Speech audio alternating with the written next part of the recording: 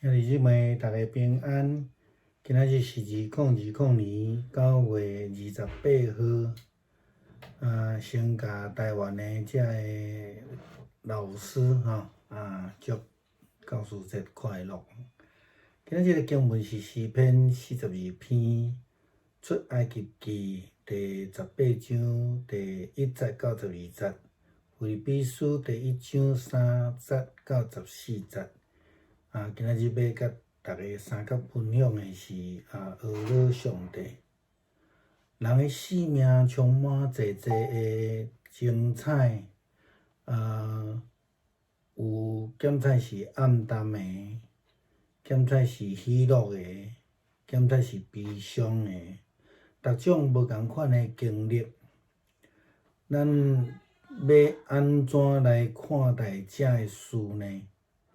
特别当咱伫即个中间经历遮个代志的时阵，咱要安怎来面对？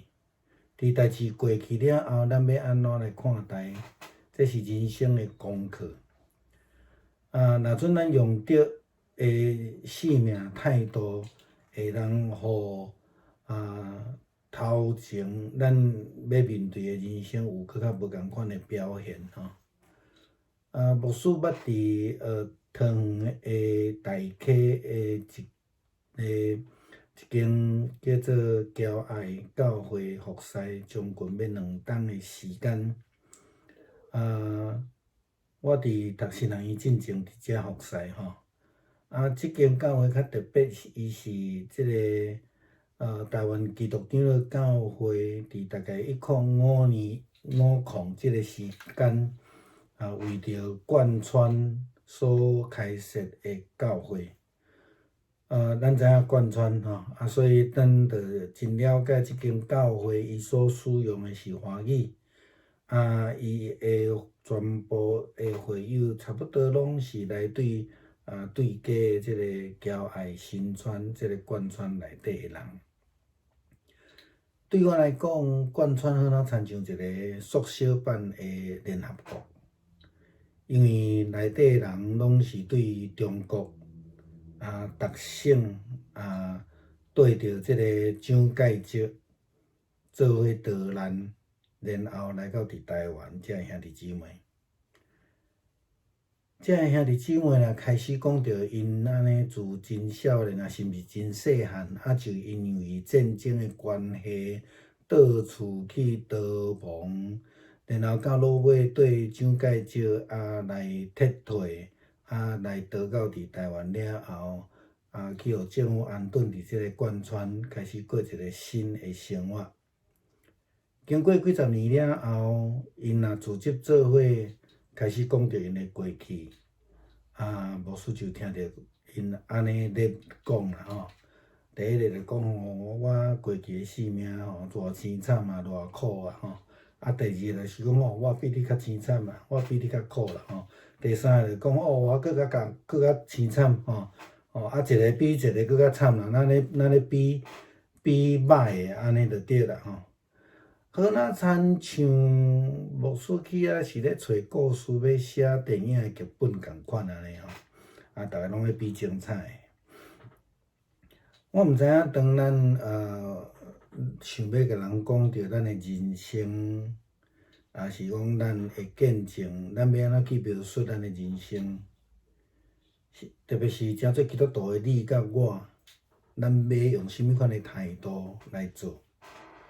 出来去要以色列人，因是用埋怨来讲因的经历，来面对上帝，来向上帝要求。若安尼是咱呢？咱要讲啥？摩西、米利暗伫因渡过即个红海了后，因虽是吟诗学乐，但是无拍算出来记25章的记载。落尾几节，因马上因为拄着苦水，因就开始搁埋怨，然后接续咧就一摆因会埋怨。因安尼接续落去，一直咧埋怨，一直伫迄个所在，甚至是攻击摩西即种的生命态度，并毋是上帝所喜爱的。出埃及记18章记载，当摩西甲即个以色列人去到伫西奈山的时阵，摩西的丈人带伊的某囝对米甸的旷野来找伊，然后听到摩西咧描述讲上帝是安怎来甲遮的埃及的神明征战，安怎带领因出埃及，整个的过程了后。即个叶忒罗摩西的丈人就安尼讲：耶和华是应该学乐的，伊救恁脱离埃及人的手，也脱离法老的手，救遮的百姓出埃及人的手下。但我知耶和华比遮的上帝较大，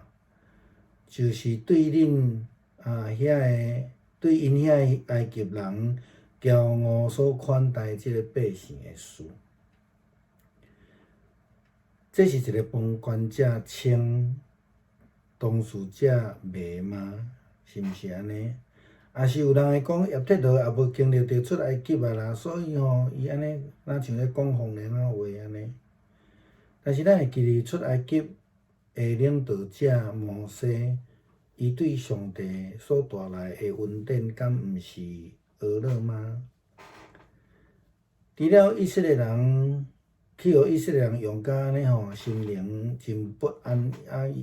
乱以外吼，基本上摩西伫上帝面头前是一个忠心的奴仆，因为见证传扬基督国活即个福音，互人落伫肝内底保罗。伊伫写批互腓立比教会信徒的时阵，也安尼讲，伊讲我见有少年你，就感谢我的上帝。逐摆为着恁众人会祈祷的时，常常欢喜来祈祷，因为恁对头一日到呾3甲5分伫兴起福音，因为恁常常伫伫我的内心内。无论我伫即个试炼中，以及辨明来坚固福音的时，恁众人甲我有份伫恩典。保罗并无因为叫落伫家内底就埋怨，就怪罪上帝，反倒当因为教会的信徒同工因忠心的服侍来欢喜来祈祷。这就是基督徒的生命品质。无论咱伫拄着任何的即个境况。伫安尼下面，咱拢会通来学乐上帝，来欢喜的心来祈祷，毋望迄个埋怨不满来离开咱，互咱的生命充满着学乐甲感恩。弟兄姊妹平安，今天是2020年9月28号，先祝贺在台湾的所有的老师教师节快乐。今天的经文是诗篇42篇，出埃及记第18章第1到12节，腓立比书第1章第3到第14节。我们今天要分享的主题是感谢上帝。我们人的生命充满了许多精彩的、暗淡的，有喜乐的，有悲伤的，有各种不同的境遇经历。那我们应该要如何来面对这一些事情呢？特别是基督徒，特别是我们当我们这个身临其境、亲身经历之后，我们要如何的面对呢？这是人生一个很重要的功课。我们如果用对了生命的态度，那么将来所要面对前面的道路就会全然的不同。牧师曾经在桃园的大溪，这是在我读神学院之前大溪的这个乔爱教会服侍这是一间大概在1950年代台湾基督长老教会为了一些眷村的地方所设立的教会。想当然，这是一间讲华语的，而且大部分是来自对接的侨爱新村，就是眷村的弟兄姊妹。这群弟兄姊妹跟跟着蒋介石一起撤退逃难到台湾之后，他们常常会讲起他们的故事。对牧师而言，这个眷村就好像一个缩小版的联合国，因为呢，他们都是来自中国不同省份的，讲话有自己的腔调，有自己的文化。他们跟着蒋介石逃到台湾来之后，后来就经过政府的安顿，就住在这个眷村里面了。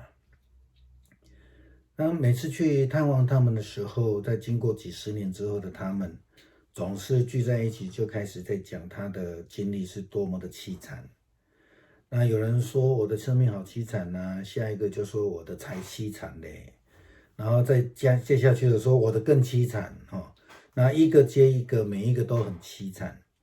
那我都觉得好像我是要去收集精彩的人生故事，要写这个电影的剧本一样。我不知道我们要如何跟人家描述我们的人生，如何去见证我们的经历，我们会如何的描述呢？特别是基督徒的你跟我，出埃及的以色列人，他们是以埋怨来诉说他们的经历，用埋怨来面对上帝，跟上帝提出要求。我们呢？摩西跟他的姐姐米利暗，在他们渡过了红海之后，他们马上就唱诗来赞美上帝。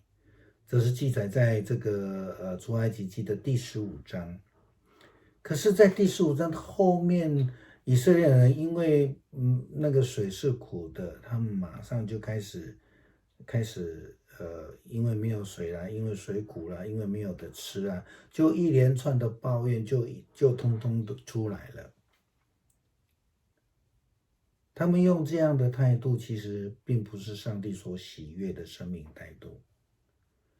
出埃及记第18章，当摩西跟以色列人来到这个西乃山下的时候，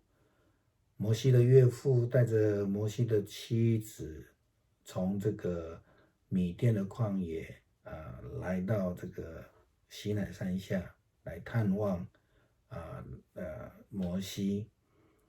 就在交谈之间，摩西描述了上帝如何的打败了埃及的众神明，如何的带领他们渡过红海出埃及，整个的过程一直到西乃山这边。成为上帝祭司的叶特罗听到这样的描述之后，他开口赞美上帝。他说：“赞美上主，他从埃及王和他的人民手中拯救了你们出来。赞美上主，他从奴隶中把你们解放出来。现在我知道上主比所有的神明伟大，因为当埃及人那样虐待以色列人的时候，他就成就了这一切。”这是旁观者清，当局者迷，是这样子吗？还是有人会说这个叶特罗他是一个